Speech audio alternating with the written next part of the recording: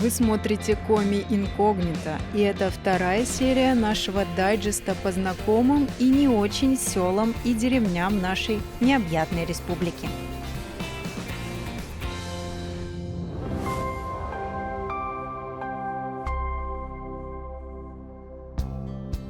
Село Визинга. Визинга – административный центр Сысольского района Республики Коми.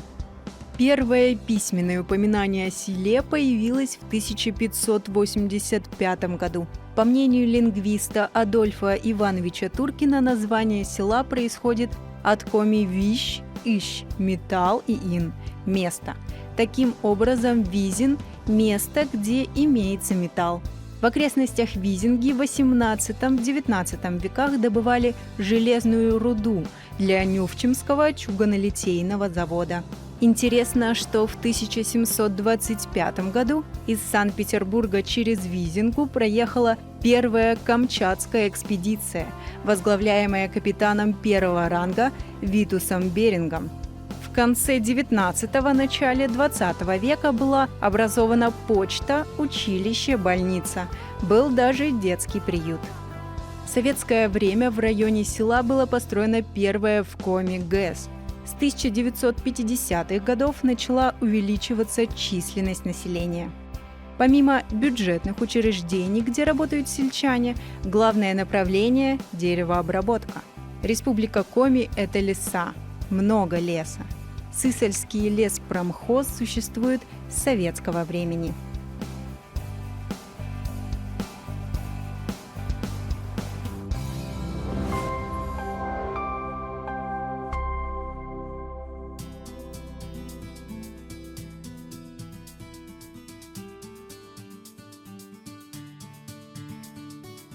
Рай Сысольский. А в этой деревне наконец-то заканчиваются поиски тех, кто искал рай на земле. Деревня Рай. Существует несколько версий происхождения названия деревни. Одна гласит, что деревню назвали в честь ее основателей по фамилии Раевские. Другая, что этот населенный пункт находится на краю, границе. Со временем буква «К» в русском слове пропала. Так и получился рай. Еще по одной версии рай произошел от карельского слова «рая», которое также переводится как «граница». В деревне бьет родник, в нем очень большое содержание железа, поэтому желоб, по которому течет вода, покрыт ржавчиной. Местные уверены, что эта вода благотворно влияет на здоровье, особенно на зубы.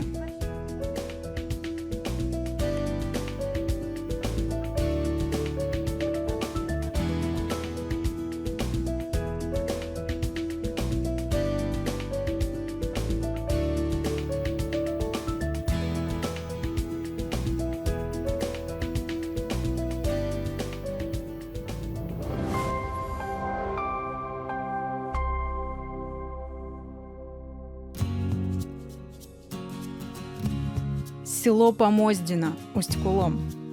Помоздино – большое село в Усть-Куломском районе Республики Коми, расположенное на берегу верховья реки Вычегды.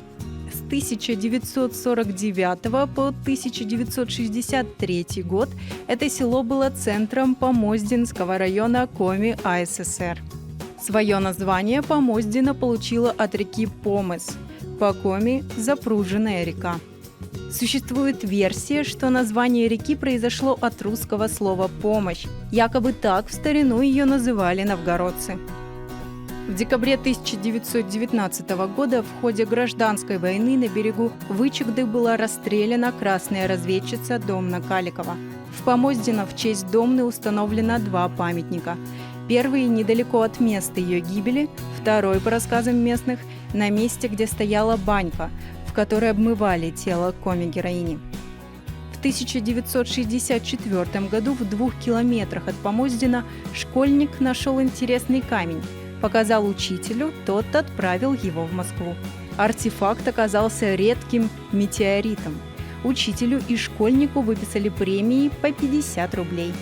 Сейчас небесный гость хранится в коллекции комитета по метеоритам РАН. Во второй половине 20 века в Помоздино был свой аэропорт. Из него можно было долететь до столицы Коми Сыктывкара и до ближайших сел. Сейчас воздушного порта в селе нет, но на этом месте стоит магазин, который называется «Аэропорт».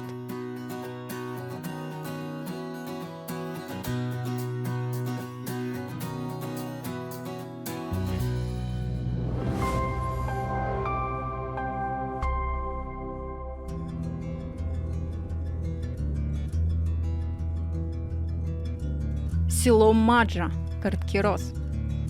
По старинной легенде, когда-то давно в Маджа жил очень сильный и большой охотник по имени Юрка. Юр по коми голова. Вначале он мирно охотился в своих угодьях, но потом звери и дичь закончились. Так как Юрке надо было очень много еды, то он начал воровать скот у односельчан. За один раз смог съесть целого быка. Местные жители терпели, но потом решили погубить Юрку. Собрались вместе, сварили сур, крепкое пиво, пригласили великана и опоили его. Когда Юрка уснул, связали, вывезли на лодке на озеро рядом с селом и утопили, привязав к нему жернова. Озеро после этого стало называться в честь Юрки – Юркоты. После этого участвовавшие в убийстве люди сварили чан каши, и каждый съел по ложке.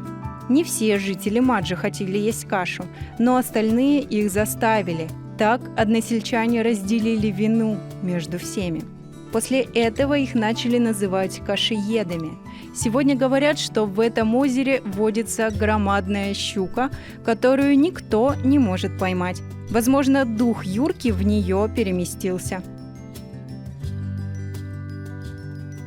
Еще говорят, что в Мадже никогда не бывает сильных дождей. Тучи доходят до камня, лежащего за селом, и расходятся по сторонам.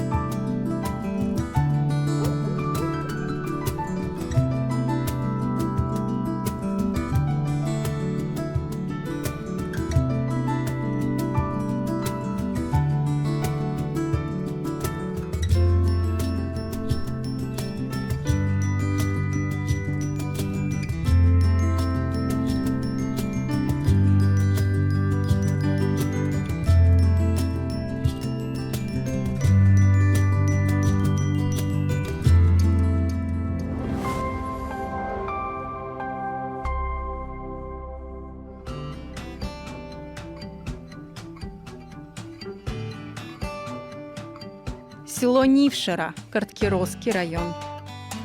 Коми село Нившера по коми Одып расположилось на берегу одноименной реки. Когда-то давно в этих местах жил колдун по имени Тюве. Говорят, что Тюве имел дар пророчества, предсказывал появление железных коней и птиц, творил чудеса. Однажды он предсказал, что если в Нившере построить новый большой храм, то жизнь в селе пойдет на убыль, мужчин станет меньше, а по улицам будут ходить дикие звери. Несмотря на такое пророчество, несколько лет назад новый большой кирпичный храм все же построили. Профинансировал строительство бывший нившерец. В 90-х на краю села уже была построена маленькая деревянная церквушка, но она так и не заработала.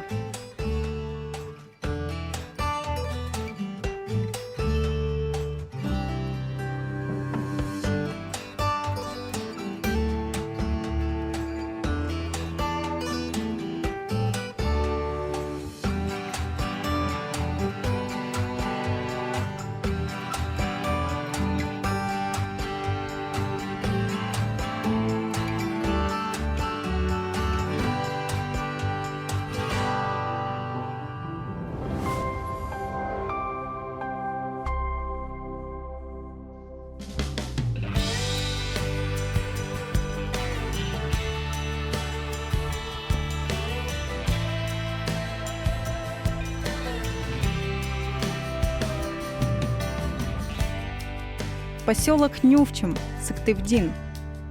В середине XVIII века рядом с речкой Нювчум устюжские купцы построили доменный и молотовый заводы. Здесь же появился поселок Нювчум.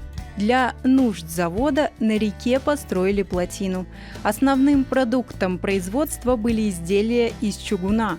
Его добывали из местных болотных руд. Здесь изготавливали орудийные снаряды, якоря, листовое железо. Позже освоили художественное литье.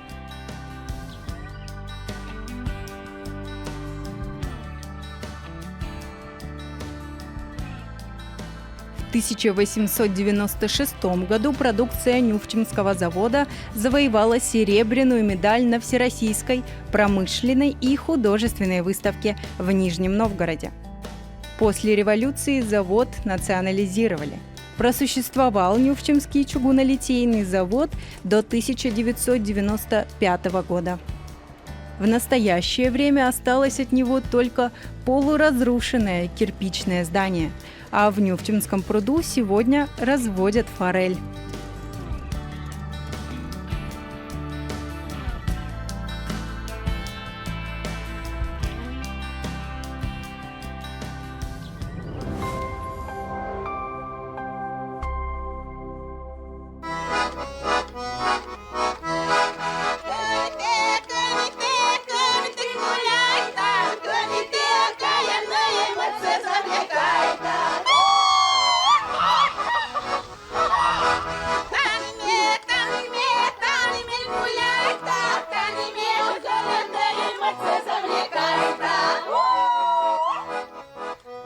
Деревня Гажа-Керес, Усть-Вым. Деревня Гажа-Керес находится в Усть-Вымском районе Республики Коми. Гажа-Керес переводится на русский как «красивая возвышенность». Этот населенный пункт появился в начале XVIII века, в XIX веке стал селом Попкерс. В 1966 году Попкерс переименовали в Гажа-Керес. В последние годы деревня Гажа-Керес Усть-Вымского района сильно преобразилась. Уникальный памятник в виде природного валуна посвящен жителям деревни, погибшим и вернувшимся с Великой Отечественной войны. С одной стороны валуна плиты с фамилиями погибших и пропавших без вести, с другой стороны плиты с фамилиями вернувшихся с войны. Кортекът велим, там кич подорин, де морешон ти щелембі, медвуне раді чимните м'ячим корін, да не корегелой текет мі. Медвуне раді чимните м'ячим корін, да не корегелой текет мі. Те мила дорчисе, корму слоне з'їс, і ловжим щелемай вилішло і кин. Кор'єджит кичпунем шуда овни вез'їс, се ковни мила кево, що смє нам вин.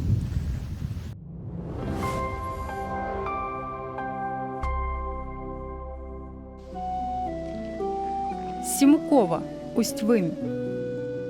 Деревня Симукова находится в Усть-Вымском районе на так называемой Коквицкой горе, возвышенности которую огибает река Вычегда, образуя полуостров.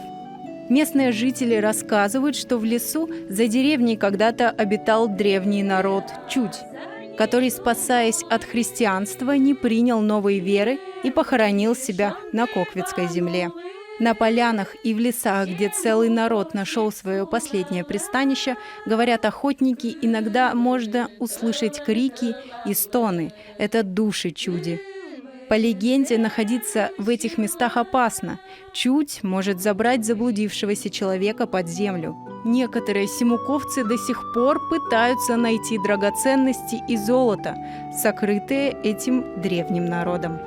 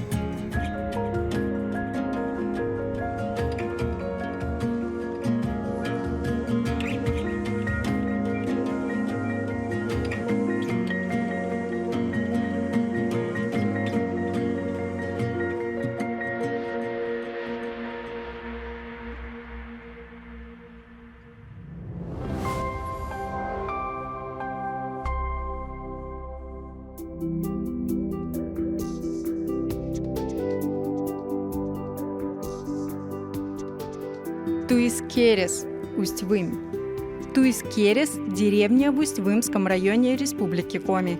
Название деревни, возможно, произошло от двух слов – Туис или Туес – берестяной короб, и Керес – возвышенность, гора.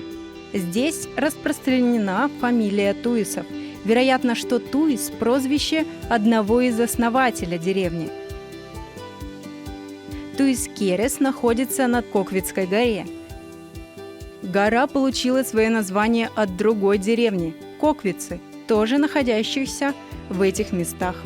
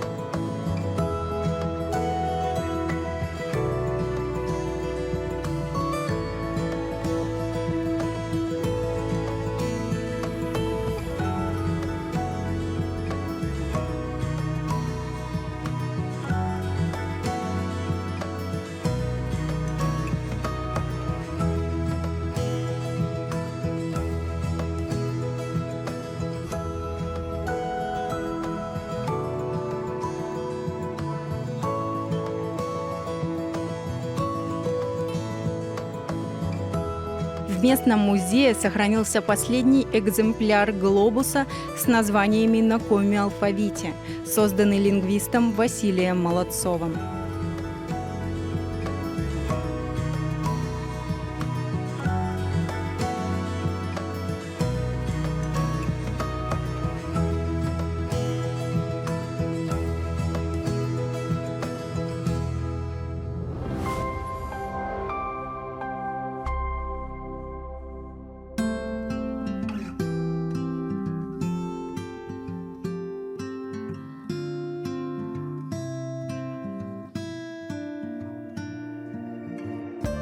Усть-Вымь. В 1380 году святитель Перми Вычегодской Стефан Пермский основал городок Усть-Вымь.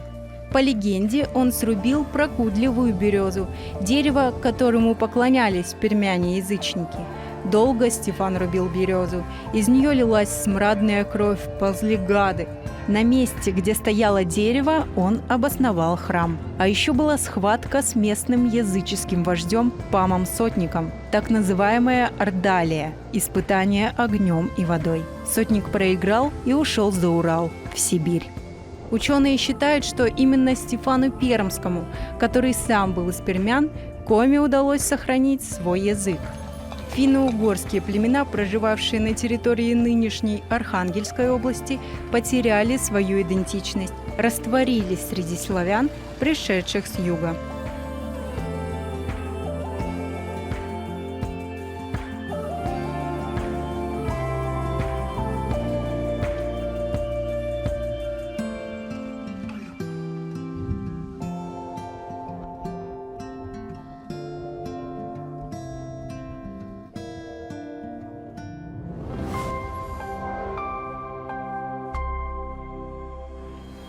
Поселок Чинь-Яворек, Княжпогосский район.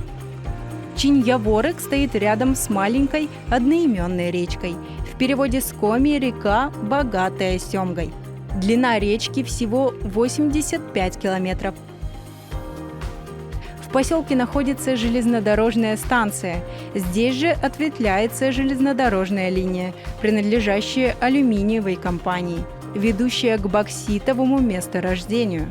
В воинской части ВОХР, занимающейся охраной исправительно-трудовых лагерей, расположенных в поселке, служил Сергей Довлатов.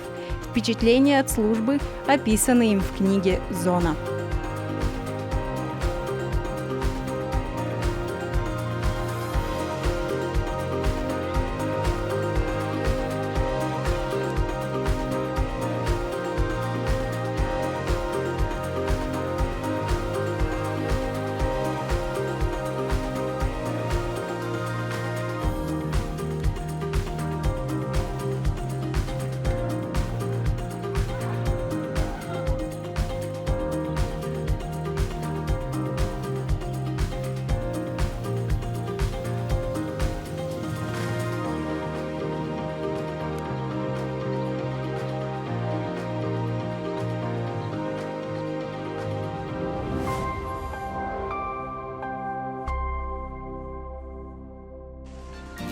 Сыктывкар – столица Республики Коми. История города берет начало в XVI веке. Известен с 1586 года как Зырянский погост Усть-Сысольск при впадении Сысолы в Вычегду.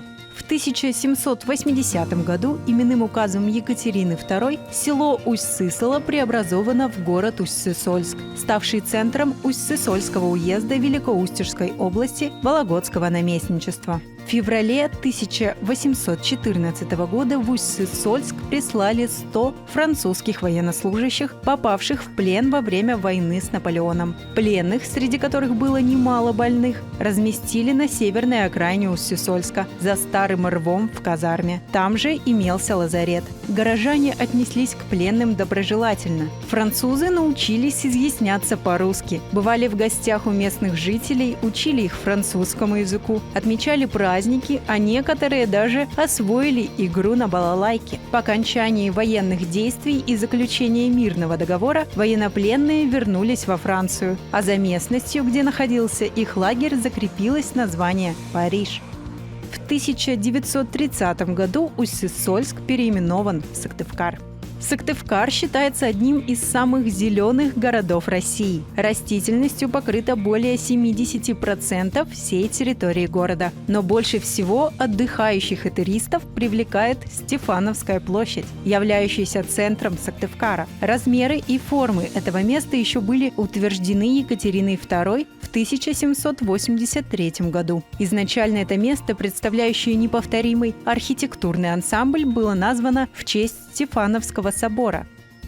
Сегодня Сыктывкар – крупный административный, промышленный, научный и культурный центр на северо-востоке европейской части России. Здесь находится Коми-научный центр Уральского отделения Российской академии наук. История города запечатлена в памятниках, в названиях улиц и площадей. В городе установлено около 150 памятников, мемориалов, памятных знаков, мемориальных и охранных досок. За большие успехи, достигнутые трудящимися города, Сыктывкар награжден в 1980 году орденом Трудового Красного Знамени.